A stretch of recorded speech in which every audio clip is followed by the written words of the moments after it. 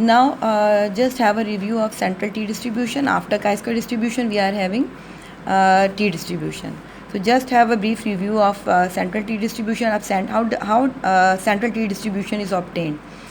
Let T is the ratio of a standard normal variate U to the square root of an independent chi-square variate V divided by its degrees of freedom. That is T is equal to U upon square root of V upon N. ये तो आपको पता है कि standard normal variate divided by square root of chi square variate divided by its degrees of freedom. ठीक है, ये आपके पास क्या होता है, टी डिस्ट्रीब्यूशन होती है. Where you follows normal distribution with mean 0 and variance 1 and we follows chi square distribution with degrees of freedom n. ठीक है, तो काई स्क्वायर पहले पढ़ाने का मकसद ही यही, क्योंकि जब आपके पास यहाँ पे जो है नॉन सेंट्रल हो जाएगा तो फिर क्या बनेगा, आपके पास कोई डिस्ट्रीब्यूशन इसकी भी थोड़ी सी चेंज हो जाएगी. So this follows T students T distribution with n degrees of freedom. The PDF of T is given by this formula: 1 over square root of n beta half n by 2 1 plus t square by n whole to the power n plus 1 by 2, and you know very well that t lies between minus infinity to plus infinity. Now how do we obtain non-central T distribution? Ratio ही है. Again this is a ratio between ratio of a standard normal variate to the square root of the chi-square variate divided by its degrees of freedom. What is the change? You see x upon square root of y upon n. यहाँ पे y तो आपके पास क्या है, central chi square है, chi square with n degrees of freedom. लेकिन x जो है वो आपके पास क्या है, यहाँ पे x था आपके पास 0 और 1, मीन 0 था, वेरियंस 1 थी, स्टैंडर्ड नॉर्मल था. ये आपके पास क्या है, x आपके पास normal with mean mu and variance 1. ठीक है, so then we define it in another way, that is t prime is equal to x upon square root of y by n. x follows normal with mean mu and variance 1 and y follows chi square with n degrees of freedom. Then t prime has a non-central T distribution with n degrees of freedom and non-centrality parameter mu. The parameter of normal distribution becomes the parameter of student non-central T. ठीक है, the PDF of T prime is given as, now you see a very complicated form, g of T prime is equal to e to the power minus mu square by 2 upon gamma half gamma n by 2 summation I from 0 to infinity mu T prime whole to the power I 2 to the power I by 2 upon I factorial n to the power I plus 1 by 2 gamma n plus I plus 1 by 2 1 plus t prime square upon n plus I plus 1. ठीक है, now you see that what are the two conditions for which this non-central T distribution reduces to central distribution. If mu is equal to 0, ठीक है, if mu is equal to 0 then this g of t prime reduces to f of t. ठीक है, ये आपके पास simple क्या बन जाएगी, f of t बन जाएगी. ये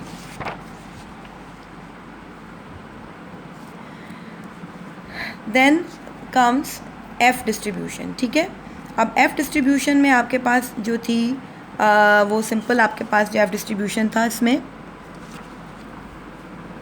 आपको मालूम है कि F distribution is a ratio, simple जो एफ डिस्ट्रीब्यूशन आपके पास central, that is a ratio of 2 chi square variate divided by their respective degrees of freedom. ठीक है, तो x upon nu 1 upon y1 upon nu 2, तो ये आपके पास क्या है, x और y दोनों का स्क्वायर वेरिएट हैं with new 1 and new 2 degrees of freedom respectively. तो जो आपके पास डिस्ट्रीब्यूशन होती है इसकी f की, वो ये इसकी फॉर्म होती है nu 1 by nu 2 upon whole to the power nu 1 by 2 f to the power nu 1 by 2 minus 1 beta nu 1 by 2 nu 2 by 2 1 plus nu 1 by nu 2 f nu 1 plus nu 2 by 2, और इसकी range आपको मालूम है positive है. How do we obtain non central F distribution.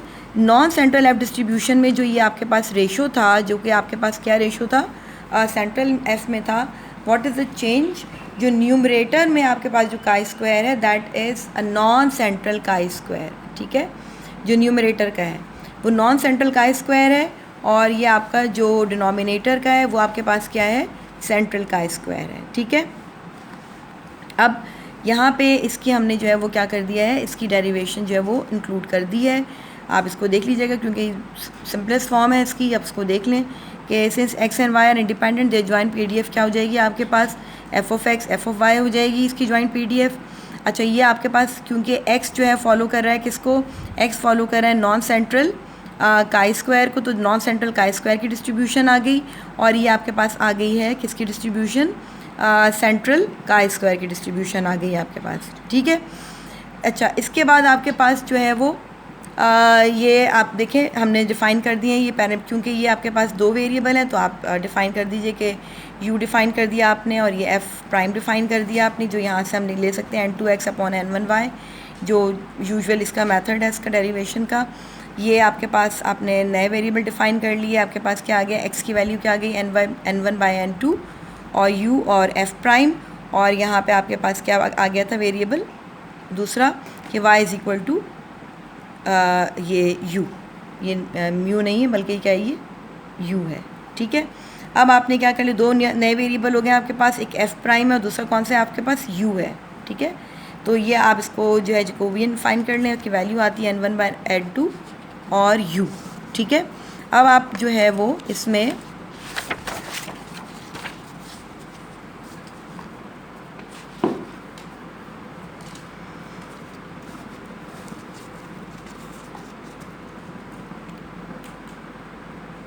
अब इसकी जो joint PDF निकालेंगे आप क्या कर लेंगे, आप जॉइंट पीडीएफ में दोनों को मल्टीप्लाई कर दिया आपने।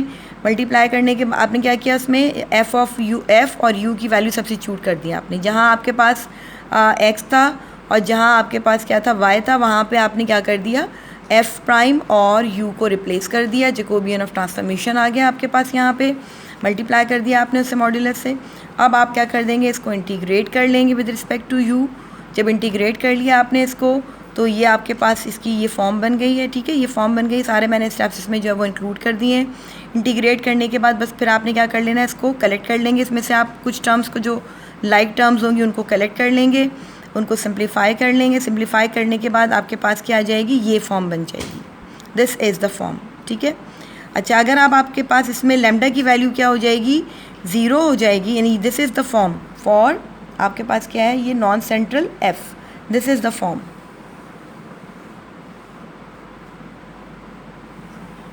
रेंज इसकी भी वही होगी जो आपके पास रेंज किसकी है, सेंट्रल की है, ठीक है। क्योंकि this is again a ratio between two chi square variates, one is non central another is central, ठीक है। तो यहाँ पे अगर अब आप इसमें देखेंगे जो पैरामीटर क्या है आपके पास, नॉन सेंट्रलिटी पैरामीटर यहाँ पे आपके पास क्या आ गया है, लैम्डा है। अच्छा, अब लैम्डा आपके पास अगर 0 है तो ये क्या हो जाएगी आपके पास वैल्यू इसके। अब ये लैम्डा भी आपको मालूम है कैसे फाइंड करते हैं हम, वो पीछे जो हमारे पास काई स्क्वायर से था। तो आपके पास लैम्डा की वैल्यू 0 हो जाएगी, तो ये आपके पास कन्वर्ट हो जाएगा किसमें, सेंट्रल में कन्वर्ट हो जाएगा, अगर आपके पास जो है वो लैम्डा की वैल्यू 0 हो जाएगी।